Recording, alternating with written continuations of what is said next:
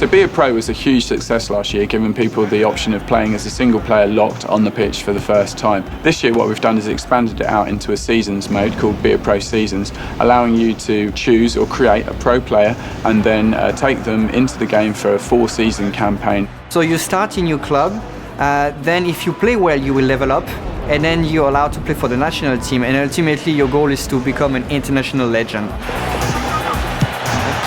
really is on top of it. Of course, not everyone wants to be locked to a single player the whole time, so we've actually allowed people to swap between players. If you select a player from the original lineup, you will start with the actual level of the player. For instance, you take Juninho from Lyon and you will be the captain of Lyon. If you create a player, you will have to prove yourself completely, and you will actually start with a reserve team. And of course, it's always nice to be able to play these game modes with your friends. So we open the mode up for up to 7 persons. He can either play with you side by side on your team, and you can actually have your friends set you up. So it's cooperative mode in the spirit, where you can grow your pro faster with your friends. or he can play against you to try and unsettle your career. Go with the decision. It's a yellow card. It was a really good opportunity for us to do a lot of new things in audio that we didn't do in the past. So this was the first time, rather than giving you the experience of being in the stands, we're trying to give you the experience of being the pro. There's something on now. You can hear your footsteps, you can hear the cloth of the kit, you know, moving back and forth. And the shot's on. Great. You can hear the grunts and the exertion sounds, and we added a lot more contextual intelligence to it, so when another teammate is asking for you to do something, they'll actually be yelling these commands at you in various languages depending on what team you're playing.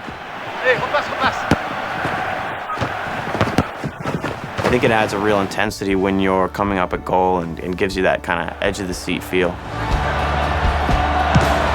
that's a fantastic goal!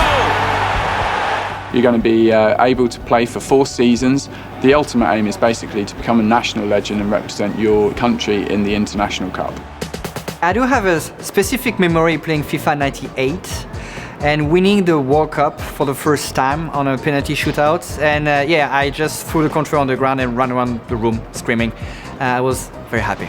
Some years ago, I had the good opportunity to live in London. At the time when I lived in London, I lived off a road called Brompton Road, which is just outside of Knightsbridge. Anyone who's from London will know that Brompton Road and just outside of Knightsbridge, you find yourself in an area called Chelsea. And at the time, they weren't winning a lot of matches, which I was also disappointed about, that I had to follow a team that wasn't, you know, an awesome team. Since that time, they've of course become very, very good.